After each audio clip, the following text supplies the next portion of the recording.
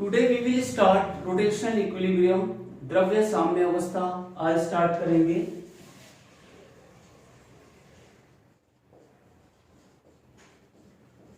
Rotational equilibrium, द्रव साम्य अवस्था। Let a block is submerged in a liquid partially or completely, then it will experience two forces. जब किसी वस्तु को द्रव में पूर्णतः अथवा आंशिक रूप से डुबाया जाता है तो इस पर दो बल कार्य करते हैं। One is vertically downward, that is the gravitational force, and point where gravitational force is act on the body is known as centre of gravity, while another force will act vertically upward direction, which is known as Archimedes force of thrust. एक बल इस पर ऊर्ध्वाधर ऊपर की ओर कार्य करता है जिसे हम आर्किमिडीज का बल या उत्प्लावन का बल कहते हैं, buoyant force, and point where this buoyant force will act on the block is known as center of buoyancy. Here center of buoyancy lie below the center of gravity. यहां पर उत्प्लावन का केंद्र गुरुत्व केंद्र के नीचे स्थित है। Now body remains in the equilibrium. अभी वस्तु साम्य अवस्था की स्थिति में है because resultant force acting on the block is zero, क्योंकि गुटके पर कार्य करने वाला परिणामी बल शून्य है। दैट इज अर्थात weight of the block is equal to buoyant force, वस्तु का भार उत्प्लावन के बल के बराबर है। Here also body in rotational equilibrium, यहां पर वस्तु घूर्णन साम्य अवस्था में भी स्थित है because clockwise torque is equals to anti-clockwise torque, क्योंकि परिणामी टॉर्क जीरो है, इस पर कार्य करने वाला बल आघूर्ण शून्य है। If block is tilted by some angle from equilibrium condition, यदि वस्तु को साम्य अवस्था से कुछ झुकाया जाता है, then it will experience resultant torque in the particular direction. तो इस पर एक परिणामी बल आघूर्ण अथवा टॉर्क कार्य करता है। Let block is tilted at some angle in clockwise direction, then now gravity is acting downward. Let this is the center of gravity, माना कि यह गुरुत्व का केंद्र है, and this is the old center of buoyancy, ये पुराना उत्प्लावन का केंद्र है। Then this line is known as central line.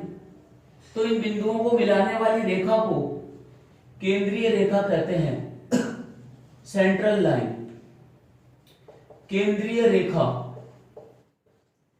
When we tilt the block, then center of buoyancy will shift at different point. जब हम गुटके को झुकाते हैं तो उत्प्लावन का केंद्र किसी और बिंदु पर चला जाता है, and now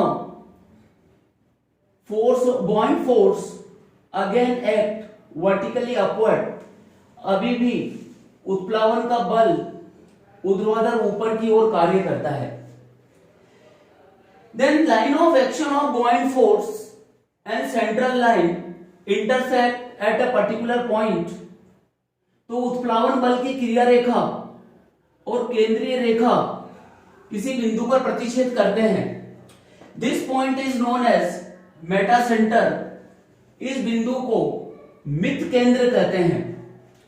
if this meta centre lie above the centre of gravity, यदि यह मित केंद्र गुरुत्व केंद्र के ऊपर स्थित है, then resultant torque will act here anti clockwise direction. तो यहां पर परिणामी बल आघूर्ण वामावर्त दिशा में कार्य करता है, that is towards the equilibrium position, अर्थात साम्य अवस्था की स्थिति की ओर. This torque has tendency to bring the block in the equilibrium position. यह टॉर्क इसे पुनः साम्य अवस्था में लाने की कोशिश करता है. And this is the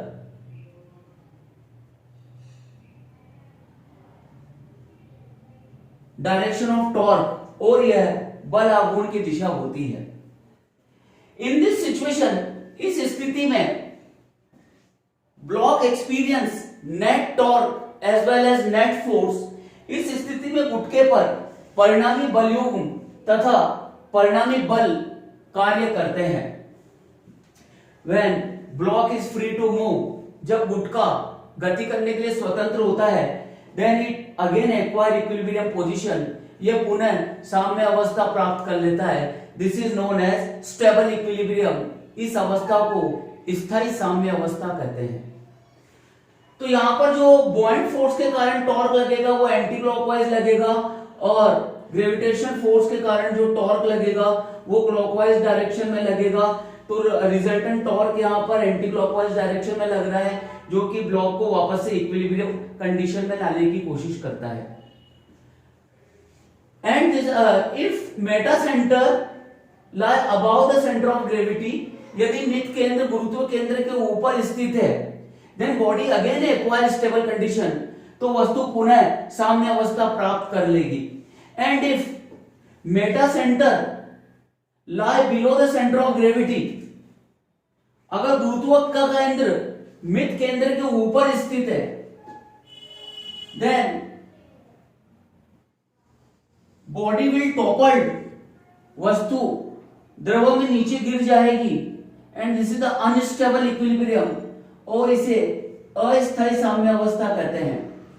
late block is tilted from equilibrium condition, गुटके को साम्य अवस्था से झुकाया.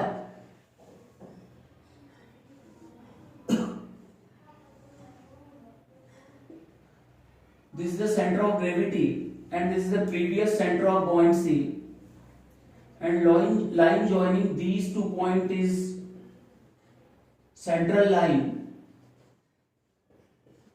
यह केंद्रीय रेखा. Let new center of buoyancy below the center of gravity. नया उत्प्लावन का केंद्र नीचे है. The line of action of buoyant force intersect central line at particular point, which is known as meta center. Here meta center lie below the center of gravity. यहां पर मित केंद्र गुरुत्व केंद्र के नीचे स्थित है. This is the condition of unstable equilibrium. यह अस्थायी साम्य अवस्था की स्थिति है. And the body is free to move. यदि वस्तु गति करने के लिए स्वतंत्र है, घूर्णन करने के लिए स्वतंत्र है, free to rotate, then it will topple. यह नीचे गिर जाएगी, यह नीचे गिर जाएगी. Therefore, for stable equilibrium, center of gravity must be lie below the meta center. यदि वस्तु को साम्य अवस्था प्राप्त करना है, तो गुरुत्व का केंद्र मित केंद्र के नीचे होना चाहिए, तभी वस्तु पुनः साम्य अवस्था प्राप्त करेगी. Then body will acquire stable equilibrium condition. For example, if we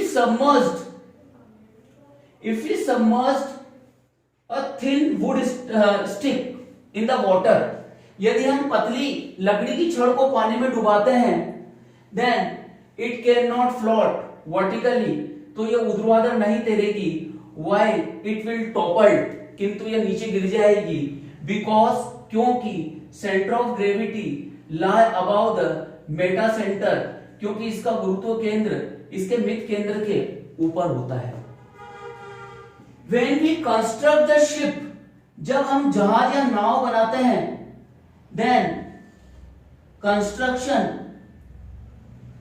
made such a way, construction ऐसा किया जाता है कि सेंटर ऑफ ग्रेविटी, इसका गुरुत्व केंद्र, lie below the Meta centre, मिड केंद्र के नीचे होना चाहिए, that is lower portion of the ship, जहाज का निचला हिस्सा भारी होता है, so that centre of gravity lie below the Meta centre, जिससे कि मिड केंद्र गुरुत्व केंद्र के नीचे स्थित होना चाहिए, and it will float in equilibrium, और यह साम्य अवस्था में तैरेगी। तो इक्विलिब्रियम के लिए कंडीशन समझ में आ गई, that is centre of gravity, गुरुत्व का केंद्र always lie below the Meta centre, मिड केंद्र के नीचे स्थित होना चाहिए। This is the condition for equilibrium. यह साम्य अवस्था के लिए प्रतिबंध है। Now we discuss one question based on Archimedes principle. अब हम आर्किमिडीज के सिद्धांत पर एक प्रश्न हल करेंगे।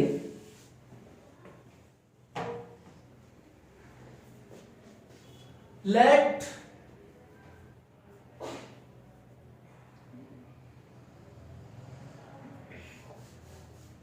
a sphere is submerged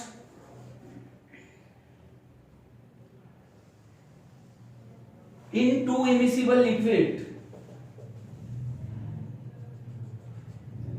एक गोला दो अघुलनशील द्रवों में स्थित है।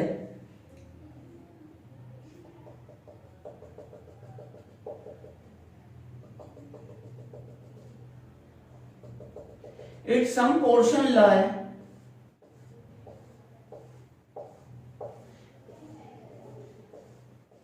in lowered liquid, इसका कुछ भाग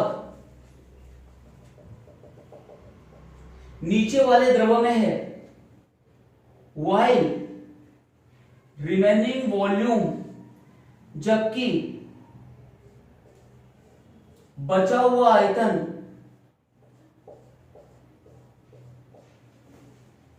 सिचुएटेड इन अपर लिक्विड, ऊपर वाले द्रव में है। Let densities of lower and upper liquid are ρ1 and ρ2, while 1 by x volume of sphere is situated in lower liquid, then find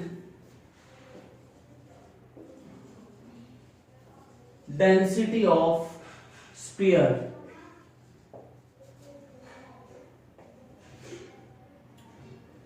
द्रवों के घनत्व ρ1 तथा ρ2 है, जबकि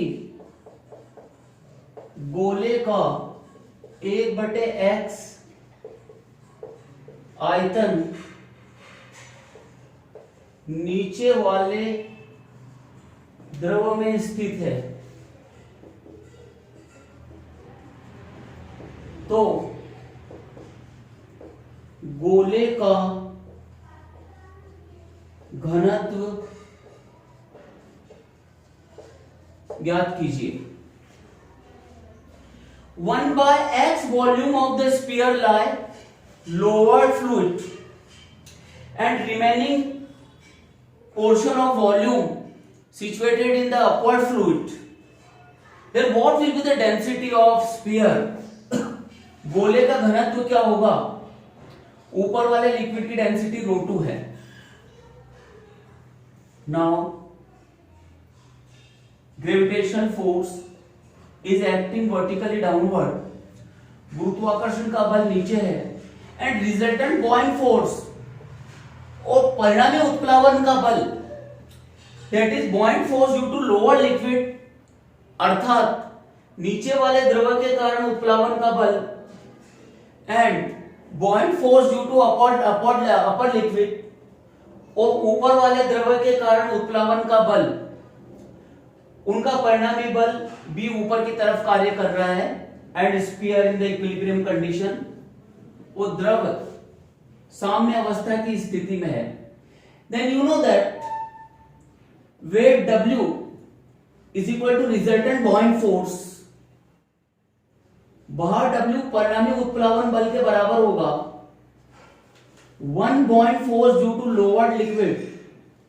एक उत्प्लावन का बल नीचे वाले द्रव के कारण and second buoyant force due to upper liquid और दूसरा उत्प्लावन का बल ऊपर वाले द्रव के कारण. Then W mg is equals to B1 plus B2 and m is the mass of the sphere. m गोले का आयतन है. mass is equals to volume into density of sphere into g. buoyant force due to lowered liquid is nothing but the weight of lowered liquid displaced by this submerged portion of the sphere. गोले का ये डूबा हुआ भाग जितना द्रव नीचे का विस्थापित कर रहा है वो नीचे वाले द्रव के कारण उत्प्लावन का बल होगा. And in the condition given that displaced submerged volume of sphere in lower liquid नीचे वाले द्रव में डूबा हुआ आयतन कुल आयतन का 1/x गुना है. Density of lower liquid is ρ1 into g plus buoyant force due to upper portion of sphere ऊपर वाले भाग के कारण उत्प्लावन का बल. Let total volume is V. Then fraction of volume in upper liquid will be 1 minus 1 by x into ρ2g. Then density of sphere गोले का घनत्व ρ1 upon x plus ρ2 into 1 minus 1 by x. It will be the density of the sphere. यह गोले का घनत्व होगा where x is given. x दिया हुआ है. Let 1/3 portion of sphere lie in the lower liquid. अगर गोले का 1/3 भाग नीचे वाले द्रव में स्थित है then we substitute the x equal to 3. तो x का मान इसमें हम 3 रखेंगे. x की वैल्यू 3 होगी. We have to discuss the question on Archimedes principle. Archimedes के सिद्धांत पर आधारित यह प्रश्न अपन ने हल किया है and we have detail study has been done on fluid statics. द्रव स्थिति के ऊपर अपन ने पूरी जो है डिटेल स्टडी की है. Now we will start the fluid dynamics. अब हम गतिक तरल स्टार्ट करेंगे. गतिक तरल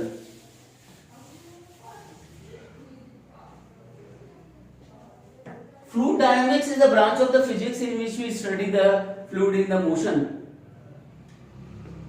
गतिक तरल भौतिक विज्ञान की वह शाखा है जिसमें हम गतिमान तरल का अध्ययन करते हैं। First of all we discuss the topic streamline fluid flow. Streamline fluid flow, धारा रेखीय तरल का प्रवाह।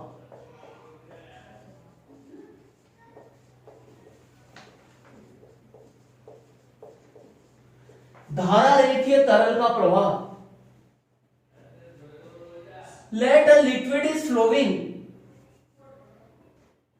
Let a liquid is flowing in a tube.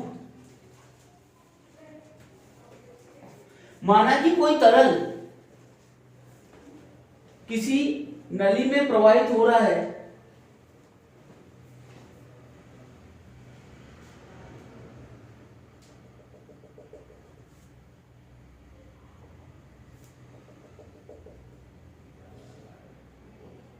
एक निश्चित दिशा में, in a particular direction, if liquid flow in such a way, each particle will follow the path of its successor। यदि कोई तरल इस प्रकार से प्रवाहित होता है कि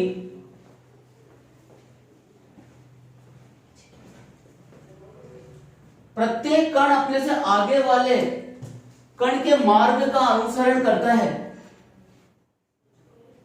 and velocity of each particle is same at a particular point, और एक निश्चित बिंदु पर प्रत्येक कण का वेग नियत होता है। यानी जो भी पार्टिकल यहां से पास होगा वो उसी स्पीड से पास होगा जिस स्पीड से आगे वाला कण पास हुआ था, और ये पार्टिकल अपने आगे वाले पार्टिकल के पाथ को फॉलो करेगा। And two streamline never intersect with each other, और दो धारा रेखाएं एक दूसरे को प्रतिच्छेद नहीं करेगी। Then such flow of liquid is known as streamline fluid flow. इसे, इस तरल के प्रवाह को धारा रेखीय तरल का प्रवाह कहते हैं। हर एक पार्टिकल के एक पर्टिकुलर पॉइंट पर स्पीड सेम होगी।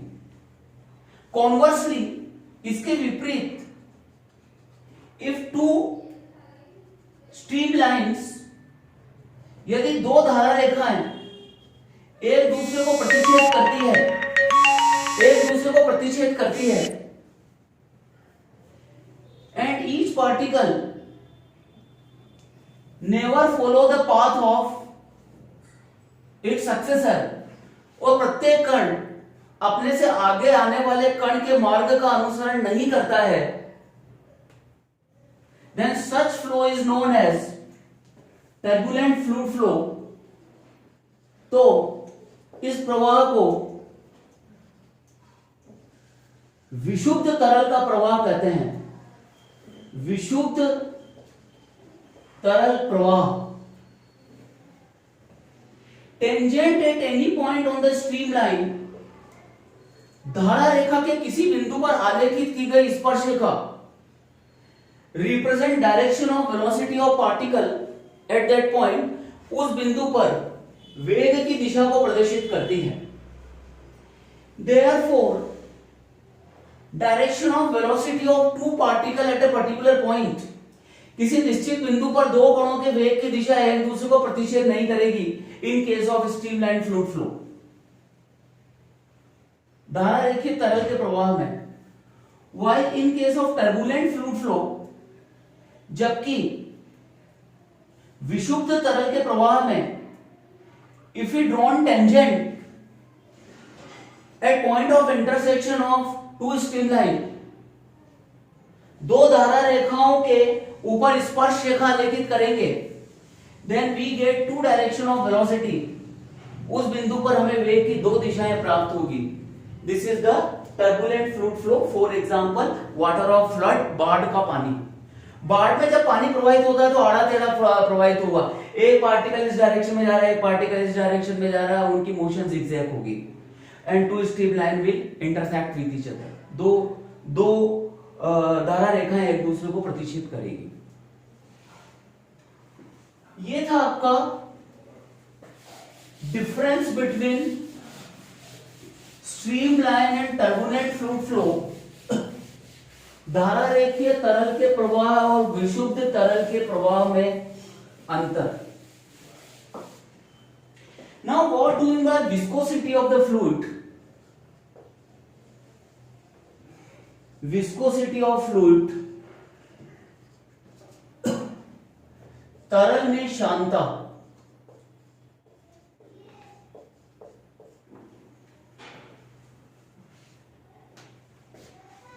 What do you mean by viscosity? Shanta किसे कहते हैं? Viscosity is the property of fluid, virtue of which two layers of fluid will oppose their relative motion. Shanta तरल का वह गुण है जिसके द्वारा द्रव्य की दो परतें एक दूसरे की सापेक्षिक गति का विरोध करती है.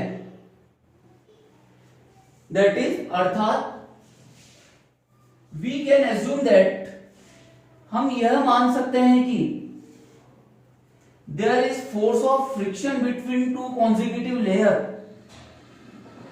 दो क्रमागत परतों में घर्षण का बल कार्य करता है.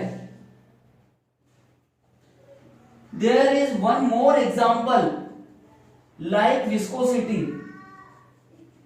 शांता की तरह एक और उदाहरण है एयर ड्रैग, वायु का घर्षण का बल. For example, a parachute is moving vertically downward. एक पैराशूट को ओपन करने के बाद ये नीचे गिर रहा है. Then its weight will act vertically downward. इसका भार नीचे कार्य करेगा जैसे ही पैराशूट ओपन करेंगे. एंड एयर रेजिस्टेंस और हवा का प्रतिरोध ऊपर की ओर कार्य करेगा. This air resistance depend upon the velocity. यह हवा का प्रतिरोध वेग पर निर्भर करता है. Greater the velocity greater will be air resistance. वेग जितना अधिक होगा वायु का प्रतिरोध भी उतना ही अधिक होगा. ड्यू टू ग्रेविटी, गुरुत्वाकर्षण के कारण वेलोसिटी कंटिन्यूअसली इंक्रीजेस. वेग लगातार बढ़ता जाता है. Therefore air resistance also increases. वायु का प्रतिरोध भी बढ़ता जाता है. But it is less than mg. किंतु ये mg से कम है. Therefore velocity continuously increases. वेग लगातार बढ़ता जाएगा. Air resistance also continuously increases. वायु का प्रतिरोध भी बढ़ता जाएगा. Then one condition arises. तो एक स्थिति ऐसी उत्पन्न होगी, air resistance balance the weight. वायु का प्रतिरोध गुरुत्वाकर्षण के बल को बैलेंस कर लेगा. In that situation velocity becomes uniform. तब इसका वेग नियत हो जाएगा. And this is the terminal velocity. वो इसका सीमांत वेग होगा. Now parachute will fall with uniform speed. अब पैराशूट जो है इस पर नीचे की ओर कार्य करेगा. यानी जब बॉडी किसी एयर के अंदर से नीचे गिर रही है तो इस पर एक रेजिस्टेंस का फोर्स लग रहा है. Just like when liquid flow in the form of layers, then two consecutive layer opposes their relative motion. तो दो क्रमागत परतें एक दूसरे की गति का विरोध करती है. And that force of friction और resistive force is known as viscous force. उस बल को हम शांता का बल कहते हैं. Let liquid is flowing in a canal. किसी नाली के अंदर से द्रव प्रवाहित हो रहा है. Then bottom most layer is in contact of surface. तो सबसे नीचे वाली परत तल के संपर्क में है. Therefore its velocity approx 0. तो इसका वेग शून्य होगा. व्हेन वी मूव अपवर्ड, जैसे जैसे हम ऊपर की तरफ गति करते हैं, वेलोसिटी ऑफ लेयर्स इंक्रीजेस. परतों का वेग बढ़ता जाता है. That is v1 less than v2 less than v3 dot dot dot vn. And velocity of topmost layer will be maximum. सबसे ऊपर वाली परत का वेग अधिकतम होगा. If water is flowing in a pipe, अगर कोई शांत तरल पाइप में से प्रवाहित हो रहा है, and if pipe is cylindrical, और यदि पाइप बेलनाकार है, then layers are also cylindrical, तो परतें भी बेलनाकार होगी। All the layers are cylindrical, सारी परतें बेलनाकार होगी। Then middle layer having greatest velocity, तो यहां पर सबसे ज्यादा वेग जो है मिडिल लेयर का होगा, बीच वाली परत का वेग सबसे ज्यादा होगा। और जैसे जैसे हम ऊपर की तरफ जाएंगे तो जो लेयर सिलेंडर की वॉल के कांटेक्ट में होगी उसकी वेलोसिटी मिनिमम होगी। यानी in case of cylindrical layer, बेलनाकार परत की स्थिति में Vm greater than V1 V2 dot dot dot Vn, बीच वाली लेयर की स्पीड सबसे ज्यादा होगी। Then resistive force between two consecutive layers of liquid depend upon following factors। ये विस्कस फोर्स कौन कौन से फैक्टर्स पे डिपेंड करेगा? 1, it is directly proportional to the area of contact of two consecutive layers। दो क्रमागत परतों के संपर्क के क्षेत्रफल के समानुपाती होगा शांता का बल। यानी जो लेयर्स हैं, जो फ्लो हो रही है, उनका कांटेक्ट एरिया कितना है।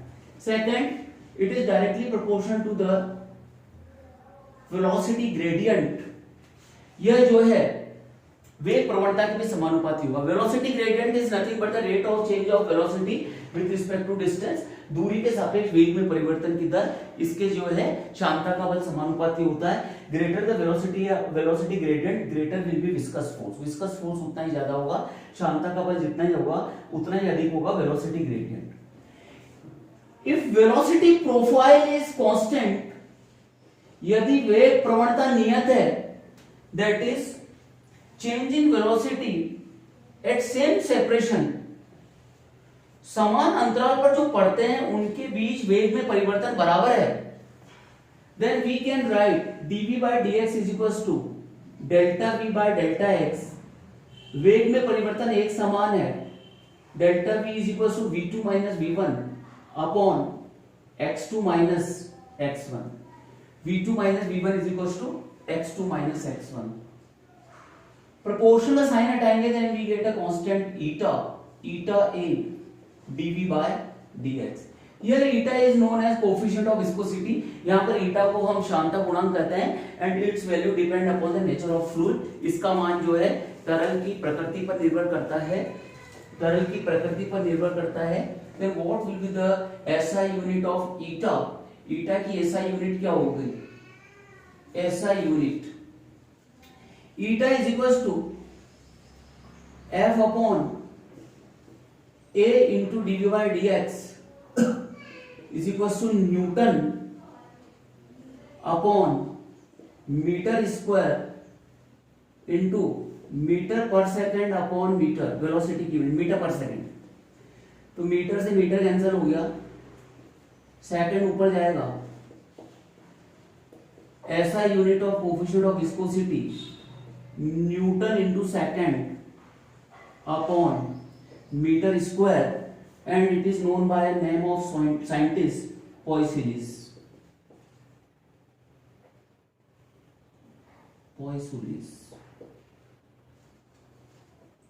इसकी ऐसा यूनिट पॉइसुली होती है, साइंटिस्ट का नेम है। And CGS unit of eta, शांता गुणांक की सीजीएस इकाई फोर्स की क्या हो जाएगी? Dyne into second upon centimetre square, इसकी CGS unit. And it is known by a name poise, इसको पॉइस के नाम से लिखते हैं। तो देखिए What will be the relation between the SI and CGS unit of the coefficient of viscosity? Shanta गुणांक की SI और CGS इकाई में क्या रिलेशन होगा? एक न्यूटन में 10 to the power 5 डाइन होते हैं एंड टाइम की CGS यूनिट भी सेकंड ही होती है and 1 metre is equal to 100 centimetre, तो ये हो जाएगा 10 to the power 4, तो 4 जीरोस कैंसिल, 10 आ जाएगा। Therefore 1 Poiseuille एक पॉइसुली बराबर 10 पॉइस। एक एसआई यूनिट में 10 सीजीएस इकाई होते हैं, that is 1 Deka poised. Deka का मतलब 10। This is the relation between the SI and CGS unit of coefficient of viscosity. ये शांतक गुणांक की एसआई और सीजीएस इकाई में रिलेशन है। And formula of viscous force F is equal to eta a dv by dx. Eta depend upon the nature of fluid, तरल की प्रकृति पर निर्भर करेगा। And a is the area of contact of two consecutive fluids layers of the fluid. ये जो है तरल की दो क्रमागत परतों का संपर्क का क्षेत्रफल है। And dv by dx is the rate of change of velocity with respect to distance, is known as the velocity profile और velocity gradient। इसे हम वेग प्रवणता कहते हैं। This is the formula of viscous force। यह शांता के बल का सूत्र है। Now we will discuss one question on viscous force. Viscous force पर कुछ प्रॉब्लम अपन डिस्कस कर लेते हैं।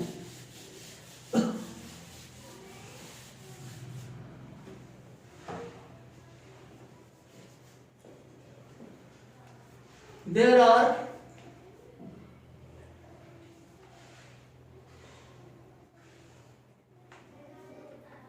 टू ग्लास प्लेट, दो कांच की परतें हैं।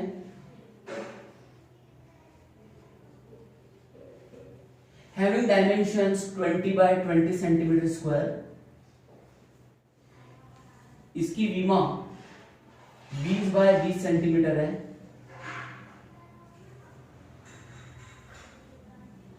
And let separation between the plates is 1 centimetre. इनके बीच का अंतराल 1 सेंटीमीटर है।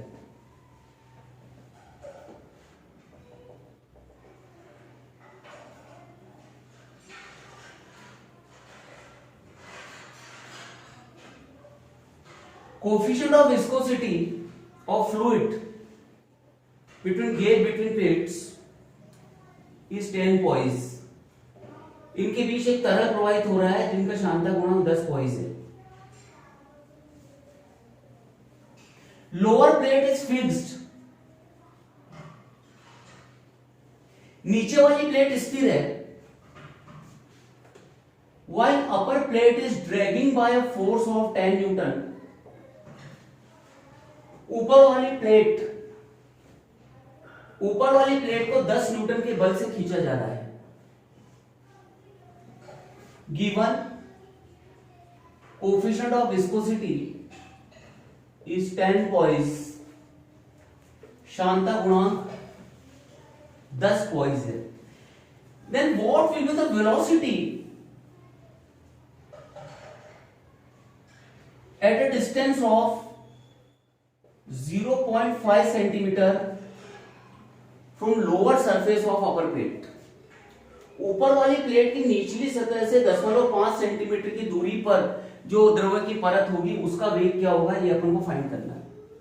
Velocity of layer of fluid eight a distance of 0.5 centimetre below the lower surface of upper plate. ऊपर वाली प्लेट की निचली सतह से 0.5 सेंटीमीटर की दूरी पर जो तरल की परत है उसका वेग क्या होगा।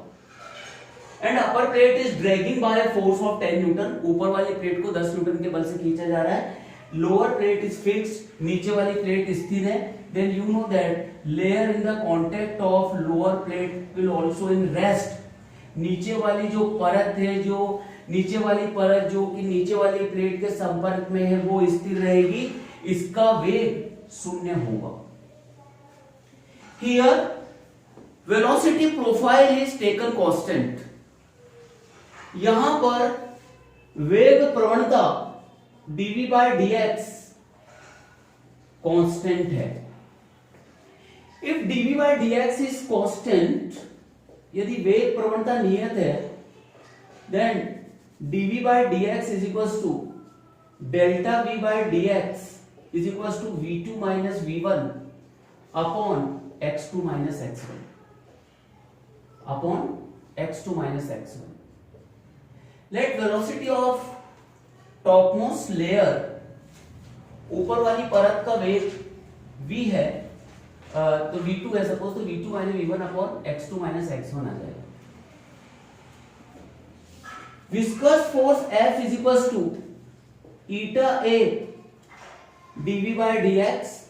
ड्रैगिंग फोर्स दिया हुआ है 10 न्यूटन.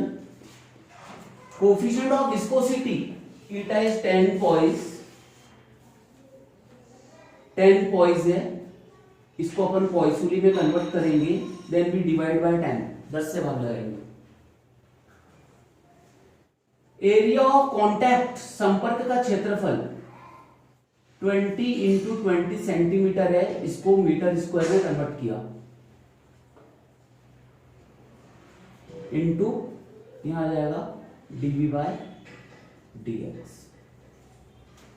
dv by dx ये हो गया. ईटा की वैल्यू सब्स्टिट्यूट करी, एरिया रख दिया, dv तो 10 से 10 कैंसिल, और यहां पर हो जाएगा dv by dx is equal to 1 upon 2 into 2 4 into 10 to the power 1 2 minus 2 and this is minus 3. 2 zero से हो गया minus 10 to the power minus 2, minus 2 में ये ऐड करेंगे तो minus 3. 1000 upon 4, then we get ये आ जाएगा 250 per second. dv by dx की value. Now dv by dx is constant if we take this point and this point. अगर ये दोनों बिंदु अपन लेते हैं, bottom most point and middle point, then dv by dx is equals to v2 minus v1 upon x2 minus x1. 250 is equals to v2 यहां की speed ले लेते हैं,